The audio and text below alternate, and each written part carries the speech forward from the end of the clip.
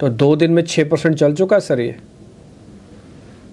या देखिए, दोनों में से अगर हम बात करें तो एसआरएफ के अंदर एक वर्टिकल मूव देखने को मिला है। पिछले 3-4 सेशन में स्टॉक तकरीबन 2350 से 2650 तक का मूव दिखा चुका है। तो यहाँ पर फ्रेश बाइंग की राय तो नहीं दूंगा। हालांकि केमिकल्स एज अ सेक्टर बहुत अच्छा परफॉर्म कर रहे हैं, लेकिन इस स्टॉक के अंदर एक बहुत ही एग्रेसिव रैली आ चुकी है। आई थिंक एक डिप मिलेगा तो वापस बाइंग के मौके बनेंगे।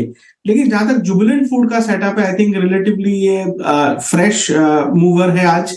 और इनफैक्ट लास्ट 2-3 दिन में कंसोलिडेट करने के बाद स्टॉक एक तरह से आज नया हाई लगाने की कोशिश में है। तो मेरे हिसाब से टेक्निकली यहाँ पर सेटअप ज्यादा प्रॉमिसिंग लगता है।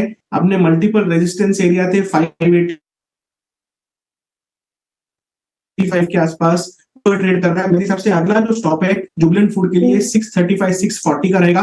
तो 640 का टारगेट के लिए जुबिलेंट फूड को बाई किया जा सकता है इन लेवल्स पर। और मेरे हिसाब से जो लॉन्ग पोजीशंस के लिए स्टॉप लॉस रहेगा वो रहेगा 580 का। तो छोटा स्टॉप लॉस है, 15 रुपए का स्टॉप लॉस है। और मुझे लगता है कि इन दोनों के कंपैरिजन में रिस्क रिवॉर्ड जो है काफी बेहतरीन दिखाई देता है जुबिलेंट फूड में।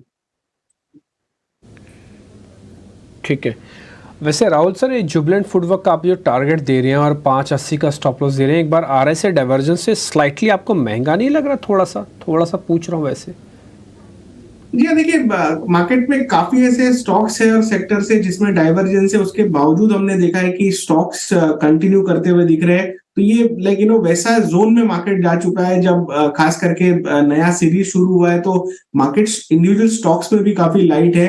तो मेरा ये मानना है कि जो भी हॉरिजॉन्टल ब्रेकआउट आपको स्टॉक के अंदर दिखाई दे, यानी कि हॉरिजॉन्टल रेजिस्टेंस लेवल स्टॉक के अंदर निकलता हुआ दिखाई दे, तो वहां पर मेरे हिसाब से अच्छे मोमेंटम के मौके देखने को मिलते हैं। तो 585 590 के आसपास मल्टीपल रेजिस्टेंस से जुबिलेंट फूड को आज स्टॉक ने निकाला है। तो मेरा ये मानना है कि अभी जगह खुल जाती है स्टॉक के अंदर नेक्स्ट रेजिस्टेंस के लिए, जो 2022 में अक्टूबर में हमें देखने को मिला था तकरीबन 640 के आसपास। तो यही रैशनल है इस ट्रेड के पीछे। एक हॉरिजॉन्टल ब्रेकआउट निकलता हुआ दिखाई दे रहा है जुबिलेंट फूड में।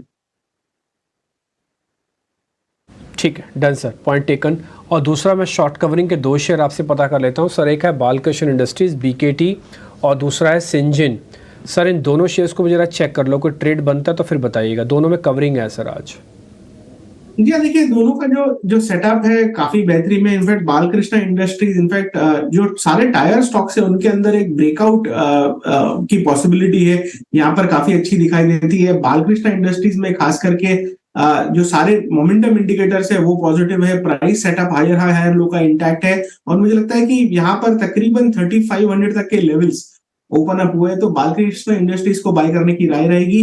3240 का स्टॉप लॉस रहेगा, तकरीबन 90 रुपए का स्टॉप लॉस रहेगा करंट लेवल्स पर। और तकरीबन 170 पॉइंट तक की तेजी हमें लगता है कि बालकृष्ण इंडस्ट्रीज में देखने को मिल सकती है। तो दोनों के कंपैरिजन में आई थिंक बालकृष्ण इंडस्ट्रीज का सेटअप ज्यादा प्रॉमिसिंग दिखाई देता है।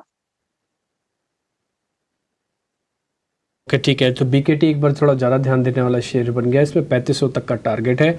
दोनों ही शेयर्स हमने चेक करवा ली। सर ने हमको 2 शेयर कुल मिला के दिए हैं। 4 में हमने पूछे थे, 4 में से 2 फाइनल होके आए हैं। एक तो BKT फाइनल होके आया जहाँ पे कवरिंग हो रही है, और एक जुबिलेंट फूडवर्क फाइनल होके आया जहाँ पे लॉन्ग पोजीशंस बनी है। तो जुबिलेंट और BKT अभी तक की चर्चा से 2 शेयर निकले हैं। जब इंडाइसिस की बात हुई थी तो दोनों चीज़ हमने पता किया, तो उन्होंने कहा कि निफ्टी ज़्यादा ठीक है जिसमें 25,200 के रास्ते निकलते हैं। तो आप 25,200 के रास्ते निकाल के निफ्टी भी देख सकते हो। स्टॉप लॉसेस आपको पता है 24,800 समथिंग का स्टॉप लॉसेस है, वो आप चाहे तो उसको कैरी भी कर सकते हैं।